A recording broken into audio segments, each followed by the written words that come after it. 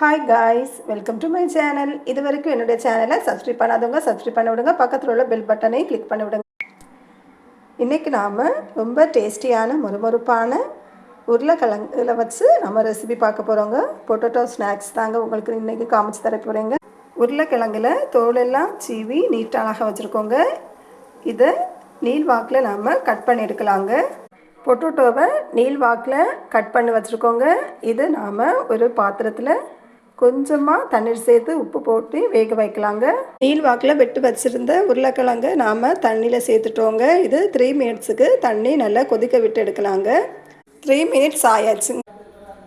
பொட்டேட்டோவை வெளியே எடுத்து வச்சுருக்கோங்க. ஒரு பரந்த பாத்திரத்தில் வச்சுருக்கேங்க, மாற்றி வச்சுருக்கேங்க. இது ஒரு 5 மினிட்ஸ்க்கு அப்படியே வெளியே இருக்கட்டுங்க. நமக்கு அந்த ஈரப்பதம் எல்லாமே போகணுங்க. இது வரைக்கும் என்னுடைய சேனலை சப்ஸ்கிரைப் பண்ணாதவங்க சப்ஸ்கிரைப் பண்ணி விடுங்க. பக்கத்தில் உள்ள பெல் பட்டனையும் கிளிக் பண்ணி விடுங்க. மறக்காமல் லைக் போட்டு விடுங்க. குழந்தைங்க சாப்பிடும்போது ரொம்ப சாஃப்டாக அழகாக இருக்குங்க. மொறுமொறுப்பாக நல்லா இருக்க போகிறோங்க. அதுக்காக தான் உருளைக்கிழங்க ஒரு 3 மினிட்ஸ்க்கு லைட்டாக தண்ணியில் போட்டு கொதிக்க வச்சு எடுத்துருங்க. 5 மினிட்ஸ் ஆகிட்டுங்க. இப்போ பார்க்கும்போது தெரியுதுங்க. நீங்கள் இதே மாதிரி பண்ண பாருங்கள். சாப்பிடும்போது நல்ல சாஃப்டாக மொறுமொறுப்பாக இருக்க போகிறோங்க. உங்களுக்கு குழந்தைங்களும் நல்லா விரும்பி சாப்பிடுவாங்க இந்த பொட்டேட்டோ ஸ்நாக்ஸ். பார்த்திங்களா, இப்போ ஒரு ஈரமே இந்த பொட்டேட்டோவில் இல்லைங்க. ஈரப்பதம் எல்லாமே போய் நல்லா அழகாக இருக்குங்க. பொட்டேட்டோவில் 2 டீஸ்பூன் அளவுக்கு கார்ன்ஃப்ளவர் மாவு சேர்த்துருக்கேங்க. இப்படி நீங்கள் எடுக்கும்போது கூட உங்களுக்கு பொட்டேட்டோ ஸ்நாக்ஸ் வந்து ரொம்ப மொறுமொறுப்பாக நல்லா சாஃப்டாக அழகாக கிடைக்குங்க. கார்ன்ஃப்ளவர் மாவு கூட நான்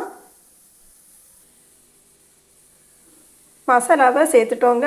இதை நல்லா மிக்ஸ் பண்ணிக்கலாங்க. பொட்டேட்டோவில் மசாலா எல்லாம் போட்டு நல்லா மிக்ஸ் பண்ணி வச்சுருக்கோங்க. ஒரு கடாயில் எண்ணெயை சூடுபடுத்தி வச்சுங்க. ஏற்கனவே எடுத்து வச்ச பொட்டேட்டோவை இந்த எண்ணெயில் போட்டு பொரிச்சு எடுக்கலாங்க. ஸ்டவ்வை லோ ஃப்ளேம்லேயே வச்சுக்கோங்க. சலசலப்பு எல்லாம் போகணுங்க.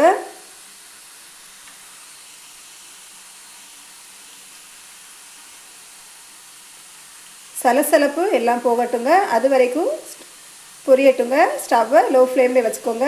இப்படி நீங்கள் செய்யும்போது உங்களுக்கு பொட்டேட்டோ ஸ்நாக்ஸ் ரெசிபி வந்து ரொம்ப டேஸ்ட்டாக இருக்குங்க. மொறுமொறுப்பாக நல்லா டேஸ்ட்டாக இருக்க போகிறோங்க. சலசலப்பு எல்லாமே போகணுங்க. கலரும் சேஞ்ச் ஆகணுங்க. ஒரு தட்டில் மாற்றி வச்சுருக்கேங்க. ஒரு குலுக்கவும் உங்களுக்கே தெரியுதுங்க. அந்த சலசலப்புலேயே நமக்கு தெரியுங்க எவ்வளோ தூரத்துக்கு நல்லா புரிஞ்சிருக்குன்னு. பார்க்கும்போது தெரியுதுங்க நல்ல மொறுமொறுப்பாக. அவ்வளவுதாங்க, பொட்டேட்டோ ஸ்நாக்ஸ் ரெடிங்க. நீங்களும் இதே மாதிரி பண்ணி பாருங்கள். குழந்தைங்க ரொம்ப விரும்பி சாப்பிடுவாங்க.